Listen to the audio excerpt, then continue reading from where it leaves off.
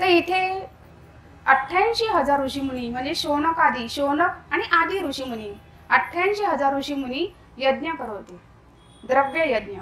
आणि तेव्हा त्यांनी पाहिले समोरून सूत मुनी निघालेत. रोमहर्षणचे पुत्र उग्रश्रवा, त्यांना सूत मुनी म्हणले. ते जाताना बघितलं. ते किती वर्षाचे होते? 19 वर्षाचे बालक. आणि हे 88,000 ऋषीमुनी वयोवृद्ध होते आणि सूतजी हे ज्ञानवृद्ध होते. जेव्हा त्यांनी पाहिलं सूत मुनींना जाताना, 88,000 ऋषीमुनींनी यज्ञ थांबवला, समाप्ती केली यज्ञाची आणि उठून त्यांनी प्रणाम केला. प्रश्न हा आहे, 88,000 ऋषीमुनी वयोवृद्ध आहे, तर वयोवृद्धांनी 19 वर्षाच्या बालकाला प्रणाम का केला? आपलं शास्त्र इथं सांगतं की प्रणाम करण्याची पण पद्धती सांगितली आहे, की मनुस्मृतीमध्ये सांगितले की प्रणाम कसं केलं पाहिजे. सर्वात पहिला प्रणाम ज्ञानवृद्ध आहे त्यांना केला पाहिजे, भले ते वयाने लहान असले तरी चालेल, कारण त्यांना ज्ञान आहे, शास्त्र ज्ञान आहे. आणि म्हणून त्यांनी पहिला प्रणाम सूत मुनींना केला, कारण सूत मुनी हे शुकदेव मुनींचे शिष्य आहेत. राजा परीक्षितजींना कथा सांगताना सूत मुनी सुद्धा तिथे उपस्थित होते. आणि शिष्यावरून कळतं गुरु कसे असतील. तर इथे ते सूत मुनी ज्ञानवृद्ध आहे, 19 वर्षाचे बालक आहे, म्हणून वयोवृद्ध जरी असले 88,000 ऋषीमुनी तरी देखील त्यांनी तिथे जाऊन प्रणाम केला. मनुस्मृतीमध्ये सांगितलं, जर घरामध्ये सगळे असतील तर आपल्याला सवय काय? जे मोठे त्यांना प्रणाम करायचा, जे वयोवृद्ध आहे. तर शास्त्र सांगतो जो ज्ञानवृद्ध आहे त्याला पहिला प्रणाम केला पाहिजे, कारण त्याला शास्त्र ज्ञान आहे, भले वयाने लहान असला तरी चालेल. दुसरा प्रणाम कर्मनिष्ठ, तिसरा प्रणाम वयोवृद्ध, आणि चौथा प्रणाम जे बंधू आहेत त्यांना, आणि पाचवा प्रणाम जे श्रीमंत आहे त्यांना. आता कलियुग आलाय, कलियुगात जे श्रीमंत आहे त्यांनाच प्रणाम केला जातो. बाकी कलियुगाच्या लोकांना ज्ञानाची काही गरजच नाही, पैसा मिळाला सगळं मिळालं, अज्ञान आहे. तर इथे वयोवृद्धाला जर महत्व असतं ना, तर कासव 300 वर्षाचा आहे, कासवाला प्रणाम करायचा. वयोवृद्धांना प्रणाम करून जर आशीर्वाद मिळत असते तर कासव वयोवृद्ध आहे, तर वयोवृद्धाला मान आहे, पण त्याच्या आधी ज्ञानवृद्ध आणि कर्मनिष्ठेला प्रणाम केला पाहिजे. बोला राधे राधे.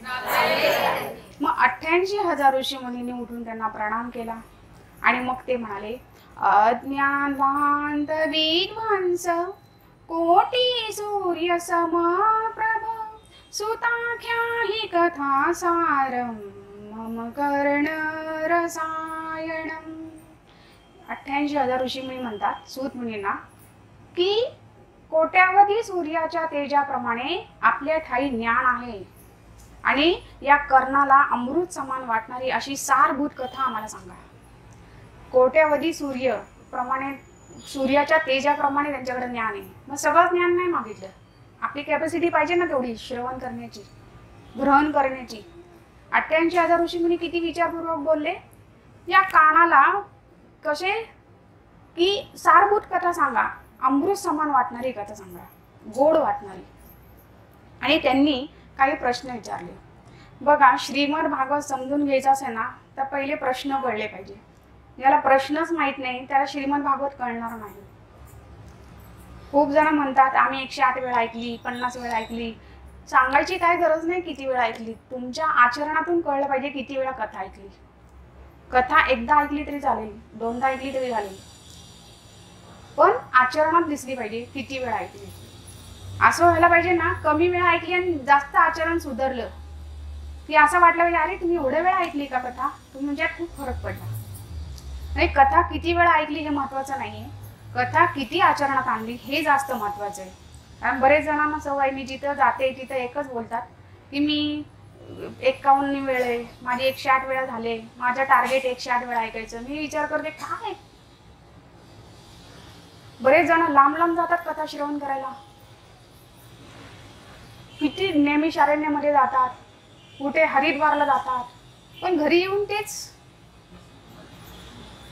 मग कुठे जा, कथा तीच आहे, कथेत फरक पडणार नाहीये, स्थानात फरक पडेल. स्थानाचं महत्व आहे, पण त्या स्थानाचं महत्व आहे आपण जिथं गेल्यावर आपल्यामध्ये फरक पडला पाहिजे, जास्त नाही. सप्ताहामध्ये एक जरी उचललं ना आपण, एकच, जास्त नाही म्हणत, संपूर्ण शास्त्र आचरण आणणं शक्यच नाही, पण सप्ताहामध्ये एक जरी आपण उचललं ना तरी खूप झालं. मग आपण 7 दिवस जे श्रवण करणार आहे तर त्याच्यामध्ये हे बघा की मला ह्यातलं काय आचरणात आणायचंय. मग 7 दिवसात एक कुठलीही गोष्ट तुम्ही आचरणात आणली तरी तुमचा उद्धार आहे. पण जेव्हा जेव्हा तुम्ही ऐकेल तेव्हा तेव्हा तुम्ही एक गोष्ट आचरणात आणा.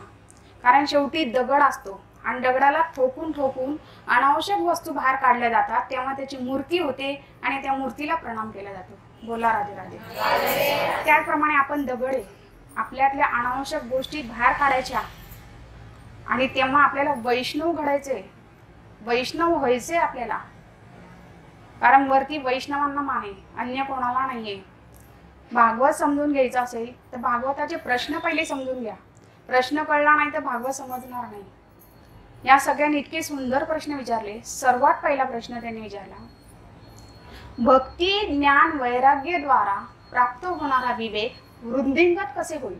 पहिला प्रश्न. बघा, आपण भक्ती करतो पण भक्ती वृद्धिंगत होते का, वाढते का? विचार करा, मागच्या वर्षी तुम्ही किती भक्ती करत होते, या वर्षी किती करतात, वाढ झाली का भक्तीची? जर भक्तीची वाढच होत नसेल तर काही उपयोग नाही. मागे पण 2 तास संकीर्तन करत होते, आजही 2 तास करतात, काय वाढलं काय? भक्तीमध्ये वाढ झाली पाहिजे. मग त्यासाठी करायचं काय? भक्ती नुसती नाही तर त्याबरोबर ज्ञान आणि वैराग्य सुद्धा पाहिजे. आपल्यामध्ये वैराग्य आहे, सूक्ष्म वैराग्य आहे. बघा, भांडण झाली की असं वाटतं मी जाते हरिद्वारला, आणि मग होतं काय, जात का नाही? माया आड येते, माझा पुत्र, माझा नातू. त्यावेळेस रागाच्या भरात आपण बोलतो एकदम, मी जाते एकदाच हरिद्वारला, करा काय करायचं ते. आपल्याला वाटतं आपल्याशिवाय आडे सगळ्यांचं, कोणाचं कोणापासून काय अडत नाही. पण आपल्यामध्ये सूक्ष्म वैराग्य आहे म्हणूनच आपण म्हणतो की मी जाते एकदाच हरिद्वारला, पण जात नाही. कारण ते वैराग्य परिपूर्ण नाही, आपल्यामध्ये वृद्धिंगत होत नाही. ज्ञान आहे, परिपूर्ण ज्ञान नाही. तर इथे हाच प्रश्न विचारला, भक्ती ज्ञान वैराग्याद्वारा प्राप्त होणारा विवेक वृद्धिंगत कसा होईल. दुसरा प्रश्न त्यांनी विचारला, या कलियुगामध्ये आसुरी प्रवृत्तीचे लोक आहेत तर ते देवी संपन्न कसे होतील. आसुरी प्रवृत्तीचे म्हणजे काय, ज्याच्यामध्ये काम क्रोध मद मत्सर लोभ मोह सगळं भरलेले. आसुरी प्रवृत्ती, आपल्याला क्रोध येतो, अहंकार येतो, मत्सर भावना निर्माण होते, ईर्ष्या होते, हे सगळं आसुरी प्रवृत्ती. आणि या कलियुगात हे सगळ्यांनी युक्त आहेत, पण हे देवी संपन्न कसे होतील. त्यानंतर तिसरा प्रश्न त्यांनी विचारला की वैष्णव मोह मायापासून मुक्त कसे होतील. इथे मानव लिहिलं नाहीये, शास्त्रामध्ये वैष्णव म्हणले. यातून हे क्लिअर होतं की वैष्णवच मोह मायापासून मुक्त होणार आहे, अन्य नाही. मग यासाठी पहिले काय व्हायला लागेल, पहिले वैष्णव व्हावं लागेल. वैष्णव म्हणजे काय, वैष्णव म्हणजे गळ्यात कंठी घातली, तिलक लावला, कलेवा घातला म्हणजे वैष्णव नाही. लक्षात घ्या, तिलक कंठी कलेवा एकादशी केली म्हणजे वैष्णव झालो असं नाहीये. वैष्णवाचा एक सरळ एका ओळीत व्याख्या सांगते तुम्हाला, जो प्रतिदिन श्रीकृष्ण भगवंतांच्या प्रति नेत्रातून अश्रू गाळतो तो वैष्णव. नाही पटलं वाटतं, जरा जोरात बोला. सगळ्यांची हवा टाईट झाली. अरे बापरे, एवढा अवघड आहे. संसाराच्या प्रती किती पटकन रडायला येतं. हा, जरा मुलाला उशीर झाला लगेच डोळ्यातून पाणी येतं घडा घडा घडा. कृष्णाच्या प्रती नेत्रातून अश्रू काढायचे म्हणजे लगेच. आपल्याला जर वैष्णव व्हायचं असेल ना तर रोज प्रयत्न करा.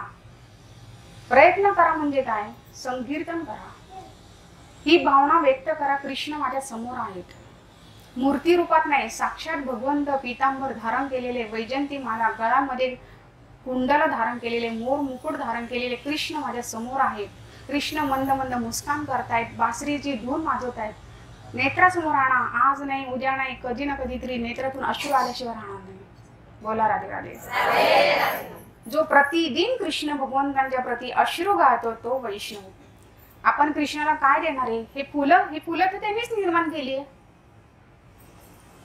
लक्ष्मी त्यांचीच आहे, त्यांच्याच लक्ष्मीने आपण विकत आणतोय सगळं. आपण आपलं काय देतो? आपण आपली भावना देऊ शकतो, बाकी आपण काय देऊ शकत नाही. हे अन्न उगवतं हे पृथ्वीतून, ही कृष्णाची पत्नी पृथ्वी. आपण नेत्रातून अश्रू देऊ शकतो, भावना. म्हणून भावना प्रकट होण्यासाठी भगवंतांची कथा गान केली पाहिजे, कथा श्रवण केली पाहिजे, कीर्तन केले पाहिजे, स्मरण केले पाहिजे, आणि सर्वात महत्वाचं भक्तांचा संग केला पाहिजे. सगळं केलं आणि भक्तांचा संग नाही केला तर काही उपयोग नाहीये. कारण श्रीकृष्ण भक्तांच्या संघानेच आपण भक्ती करू शकतो, भक्तांच्या संघाशिवाय काही करू शकत नाही. येत्या 7 दिवसात आपण विस्तारपूर्वक जाणून घेऊ कृष्ण भक्तांच्या संघाचं महत्व काय. बोला राधे राधे. तर इथे तिसरा प्रश्न विचारला, वैष्णव मायापासून मुक्त कसे होतील. वैष्णव म्हणले, मानव नाही. वैष्णव व्हायचा प्रयत्न करा. कृष्ण गीताकार कृष्ण म्हणतात, देवी हेशा गुणमयी मम माया दुरतया माम एव प्रपद्यन्ते माया मेतां तरन्ति ते. कृष्ण म्हणतात, माझी माया 3 गुणांनी युक्त आहे, सतोगुण रजोगुण तमोगुणांनी युक्त आहे. आणि माझ्या मायेतून पार व्हायचं असेल, या संसार सागरातून पार व्हायचं असेल तर कृष्ण म्हणतात माम एव. लक्षात घ्या, माम एव, मला पण नाही, माझ्या एकट्याला शरण या म्हणतायत. गीताचे एक एक श्लोक आहेत ना, फार महत्वपूर्ण आहे. माम एव म्हणले, मला पण शरण या नाही म्हणले. सर्व कृष्ण म्हणलं, मी सगळ्यांचा टेका नाही घेतलाय, मी त्यालाच वैष्णव कोण आहे, जो माझ्यासाठी रडतो, जो माझा भक्त आहे, जो माझ्या एकट्याला शरण आलाय, त्याच्यासाठीच मी वेळ काढतो. तर कृष्ण म्हणाले, माम एव प्रपद्यन्ते माया मेतां तरन्ति ते. चौथा प्रश्न त्यांनी विचारला की शाश्वत साधन, जर कल्याण प्राप्त करून घ्यायचं असेल तर त्यासाठी शाश्वत साधन कोणते. आपल्याला कल्याण पाहिजे, कल्याण व्हावं असं वाटतं ना. प्रत्येक जणांना वाटतं बंगला मिळाला म्हणजे कल्याण झालं, चांगली नोकरी मिळाली कल्याण झालं, चांगलं शिक्षण झालं कल्याण झालं. नेमकं कल्याणाचा अर्थ काय माहितीये, हे भौतिक गोष्टी हो, जाताना काय नेणार आहे. कल्याणाचा अर्थ काय माहिती का, जन्म मृत्यू जरा व्याधी दुःख यातून मुक्त होईल ते कल्याण. ज्याला कृष्ण भगवंतांचं प्रेम प्राप्त होईल ते कल्याण, ज्याला श्रीकृष्ण भगवंतांची भक्ती प्राप्त होईल ते कल्याण. अरे एकदा कृष्ण भक्ती प्राप्त झाल्यावर त्याला काय पाहिजे. महाराष्ट्रातले किती मोठे मोठे संत, एकनाथ महाराज, तुकाराम महाराज, जनाबाई, मीराबाई, सखूबाई यांनी काय मिळवलं, भगवंतांची भक्ती. मरताना त्यांना भीती होती, मृत्यूचे समय आहे कुठे लिहिले, मृत्यूचे समय त्यालाच भीती वाटते. शाळेतल्या मुलाला तेव्हाच भीती वाटते, त्यांनी अभ्यास केलेला नाहीये, दिलेला अभ्यास त्यांनी पूर्ण केला नाही, तोच घाबरतो शाळेत जायला. मग तो लपून बसतो असं कोणाच्या तरी मागे, कोणी पाहू नये म्हणून. मृत्यूच्या वेळी त्यालाच भीती वाटणार आहे, ज्यांनी शास्त्रात सांगितलेलं कर्म केले नाही. आणि आपल्याला मृत्यूच्या समय बिंदास जाता आला पाहिजे. काही जण म्हणतात मला भीती नाही मरण्याची, आता यमराज नाही समोर म्हणून बोलतायत. आणि ठीक आहे, एक जण म्हणाले होते मला कधी मरण आलं तरी चालेल, सर्पाजवळ उभं राहून दाखवा बरं, सर्प समोर आहे आणि तुम्ही ध्यान लावून दाखवा. किती खोटं बोलायचं. मरण्याची भीती नाही, मरण्याची भीती सर्वांना आहे, खरे की नाही. मरण्याची भीती नाही तर सर्पाजवळ बसून ध्यान धारणा करून दाखवा, म्हणजे मृत्यूची भीती आहे. मग मृत्यूची भीती वाटू नये यासाठी काय केलं पाहिजे, कथा श्रवण केले पाहिजे, भक्तांचं संग केला पाहिजे, नामस्मरण केलं पाहिजे, आणि श्रीमद भागवत मध्ये जे सांगितलं ते आचरणात आणलं पाहिजे. तर जाताना घेऊन जाऊ शकतो. जाताना तेच न्या जे नेता येईल, आणि तेच कमवा जे नेता येईल, आणि ते म्हणजे नाम. बाकी काय उदरनिर्वाह पुरतं कमवा, म्हणत नाही तुम्ही सगळं सोडून बसा घरात. अर्जुनाला कृष्ण कधी म्हणाले नाही अर्जुन युद्ध सोडाने मा घेऊन बस कोपऱ्यात, असं नाही म्हणाले. मा म्हणून स्मर युद्धचे, हे अर्जुन माझं स्मरण करत तू युद्ध कर. म्हणजे आपल्यालाही शिकवतायत कृष्ण की तुम्ही कर्म करा, माझ्या स्मरणात करा, जसे गोपिकांनी केले. बोला राधे राधे. तर इथे सांगितलं शाश्वत साधन काय आहे, कल्याण प्राप्त करून घ्यायचं. तर शाश्वत याचा अर्थ काय, तो कधी नाश न होणार. आपली कशी भक्ती सीझन भक्ती आहे, 10 दिवस गणपतीचे, 2 दिवस महालक्ष्मीचे. सीझन भक्ती. वर्षाने विचारणार गणपतीला मोदक पाहिजे का. वर्षभर मिळणार नाही, 10 दिवस दिले मोदक. एका मोदका मागे 1 करोडचा फ्लॅट मागणार. एक दुर्गाची जोडी झालं, नंतर विसर्जन. नंतर वर्षाने विचारायचं सुख करतात दुःख करतात, वर्षानेच हे गाणार. ह्याला म्हणत नाही शाश्वत भक्ती. लक्षात घ्या, गणपतीला आपल्या मोदकाची काय आवश्यकता नाही.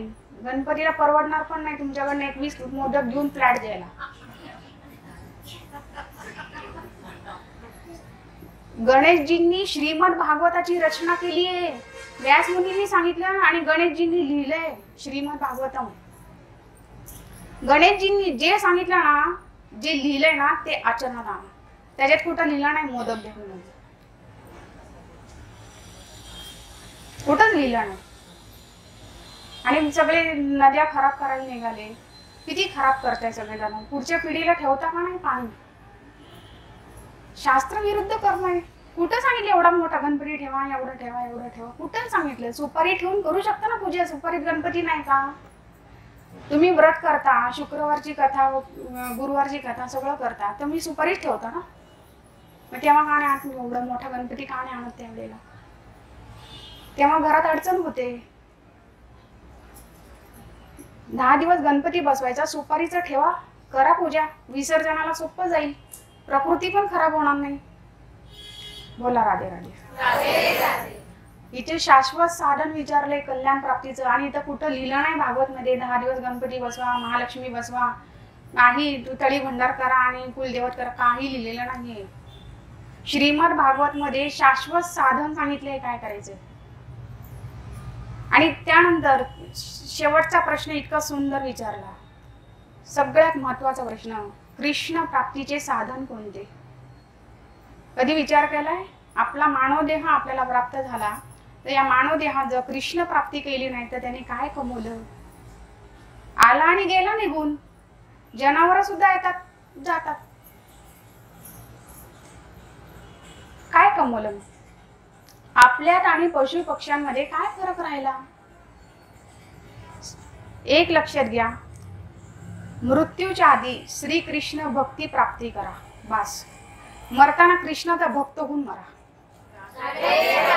मृत्यू सगळ्यांना येणार आहे, पण मृत्यूच्या वेळेस मी कृष्णाची भक्त आहे असं होऊन मरता आलं पाहिजे. हेच तर कमवलं. आणि जो कृष्णाचा भक्त आहे त्याला कोण काय करू शकतं. कोणीच नाही काय करू शकत. कंठी माळे ना गळ्यात. श्रीकृष्ण भगवंतांना तुळशी अतिशय प्रिय, अतिशय. बघा, कोणाचा मृत्यू झाला ना, 13 दिवस सुद्धा कोणी थांबत नाही, त्याच दिवशी जेवायला घेतो. खरंय की नाही. उपाशी कोणी राहतं. कोणी राहत नाही उपाशी. 13व्याला लगेच गोडधोड करून खातात, तो भाग वेगळा. मृत्यू झाल्यावर त्याच दिवशी सुद्धा जेवतात सगळे. कोण उपाशी राहतं. पण कृष्ण तुळशीशिवाय जेवत नाही. इतकं प्रेमी तुळशीवर.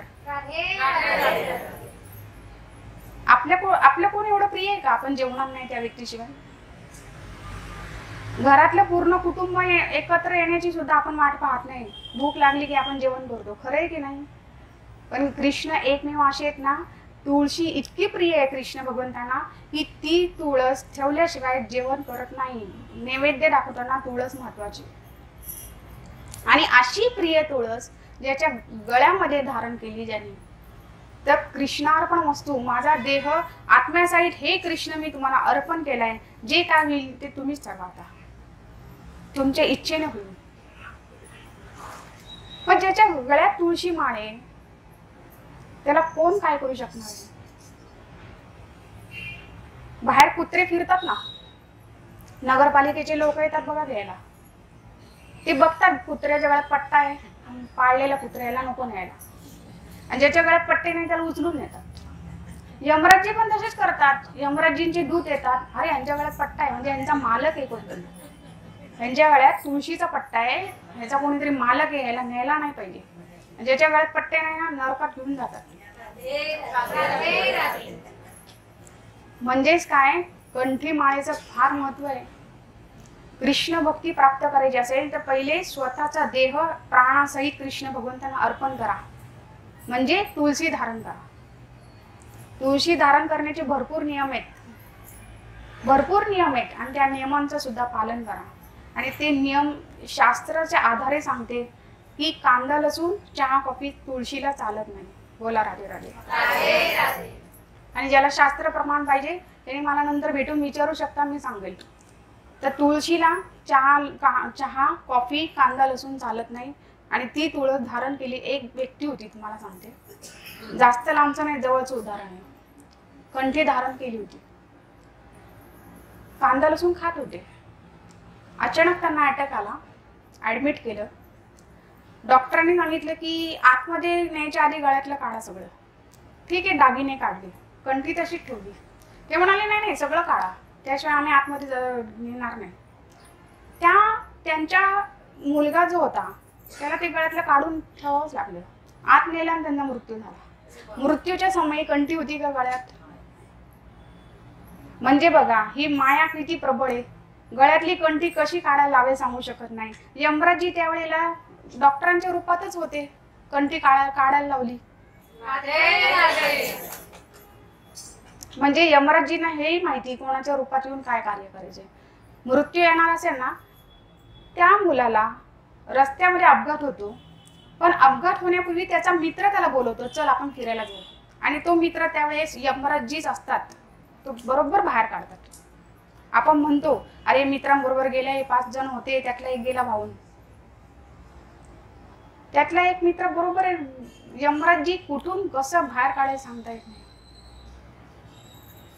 एक वेळेसचा प्रसंग आहे, यमराजी पाश घेऊन आले होते आणि तिथं एक झाडावरती एक जीव होता. त्यांनी सांगितलं तुम्ही काय करता इथे? ते म्हणले मी एकाचा प्राण घ्यायला आले. ते म्हणले मला बघायचंय प्राण कसा असतो. ते म्हणलं ठीक आहे थांब, इथं समोरून एक बैलगाडी येणार आहे आणि बैलगाडीमध्ये एक जो आहे मनुष्य त्याचा मी प्राण घेणार आहे, थांब इथं तुला बघायला मिळेल. तो थांबतो, वाट बघतो. बरोबर बैलगाडी येते, खड्डा येतो, खड्ड्यामध्ये गाडी अडकून तो व्यक्ती खाली पडतो आणि खाली पडल्यावर त्याचा मृत्यू होतो. मृत्यू झाल्यानंतर प्राणच दिसत नाही कुठे. ती व्यक्ती यमराजींना म्हणते प्राण कुठे? मी प्राण पाहण्यासाठी थांबलोय. यमराजी म्हणाले मी शोधतोय प्राण कुठे. त्या व्यक्तीचा देह तिथं त्याग केला त्या व्यक्तीने जिथं तुळशीचं रोप होतं, आणि तिथंच ती व्यक्ती पडल्यामुळे त्या व्यक्तीचा आत्मा भगवंतांपाशी गेला. मृत्यूच्या समयी स्पर्श कशाचा झाला? तुळशीचा झाला. ते तुळशीचं महत्व आहे. तर मृत्यूच्या वेळी एक कृष्ण भक्त होऊन मरता आलं पाहिजे. आणि त्यासाठी जेवढं काय करता येईल, शास्त्रामध्ये जेवढे उपदेश दिले तेवढं करता येईल तेवढं करायचा प्रयत्न करा. भक्तांचा संग करा. भक्तांचा संग केल्याने आपण कुठे चुकतो हे कळतं. आपण कुठं चुकतो हे कळलं ना, चुका सुधारायची तयारी ठेवा. नरक यातने जाण्यापेक्षा इथं सुधारलेलं परवडलं ना, हे की नाही? बोला राधे राधे. आता हे जे प्रश्न होते, पहिला प्रश्न काय होता? भक्ती ज्ञान वैराग्य द्वारा प्राप्त होणारा विवेक वृद्धिंगत कसा होईल. दुसरा प्रश्न होता की कलियुगात आसुरी प्रवृत्तीचे जे लोक आहेत ते देवी संपन्न कसे होतील. तिसरा प्रश्न होता की कल्याणाचे शाश्वत साधन कोणते. चौथा प्रश्न होता वैष्णव मायापासून मुक्त कसे होतील. आणि पाचवा प्रश्न होता श्रीकृष्ण भगवंतांच्या प्राप्तीचे साधन कोणते. आता बघा हे पाचही प्रश्न गीतामध्ये अर्जुनाने जे प्रश्न विचारले ते सगळे देहाच्या स्तरावर आहे. लक्षात येते मी काय म्हणते? गीतामध्ये जे अर्जुनाने प्रश्न विचारलेत ना ते देहाच्या स्तरावर आहे, आणि भागवत मध्ये जे प्रश्न विचारलेत ते सगळे आत्म्याच्या स्तरावर आहे. अर्जुनाने काय प्रश्न विचारला होता? गुरुण हत्वा हि महानुभावा श्रेयो भोक्तुम भैषमपि हलोके हत्वार्थ कामाश्च गुरुने हैव भुंजीय भोगान रुधिर प्रतिदान. हे केशव, हे माझे गुरु आहेत, हे माझे भीष्म पितामह आहे, ज्यांनी मला खांद्यावर खेळवलं त्यांचा मी वध कसा करू. हे माझे भावंड आहे, त्यांचा वध कसा करू. म्हणजे हे प्रश्न कसे देहाच्या स्तरावर. आणि हे जे प्रश्न होते भागवतचे आत्म्याच्या स्तरावर. कृष्णाने गीतामध्ये काय केलं? अर्जुनाने जे प्रश्न विचारले कृष्ण भगवंताने पहिले आत्म्याच्या स्तरावर आणलं दुसऱ्या अध्यायापासून. आणि गीताचा एंड कुठं होतो? सर्व धर्मान् परित्यज्य माम एकम शरणं व्रज अहम त्वा सर्व पापेभ्य मोक्ष इष्यामि मा शुच। कृष्ण म्हणला माझ्या एकट्याला शरण आहे। कृष्णाने ज्ञान योग सांगितला, भक्ती योग सांगितला, अष्टांग योग सांगितला, कर्मयोग सांगितला, सगळं सांगितलं। अर्जुन म्हणाले अरे कृष्ण काय काय काय करा सांगितलं तू? कृष्ण म्हणले बघ एक काम कर, सगळं विसरून जा मी जे सांगितलं। सर्व धर्मान् परित्यज्य, सर्व धर्माचा त्याग कर, माम एकम माझ्या एकट्याला शरण घे, अहम त्वा सर्व पापेभ्यो मी तुझ्या पापाचा नाश करेल, मोक्ष इष्यामि मा शुच मी तुला मोक्ष प्रदान करेल। गीताचा एंड इथं झाला। त्यानंतर भागवताला प्रारंभ झाला। मग भागवताला प्रारंभ होईल तर ती व्यक्ती श्रवण करणारी ती पूर्णपणे जर श्रीकृष्ण भगवंतांना शरण गेलेली असेल, आत्म्याच्या स्तरावर असेल, त्या व्यक्तीला भागवत निश्चितच समजेल। बोला राधे राधे।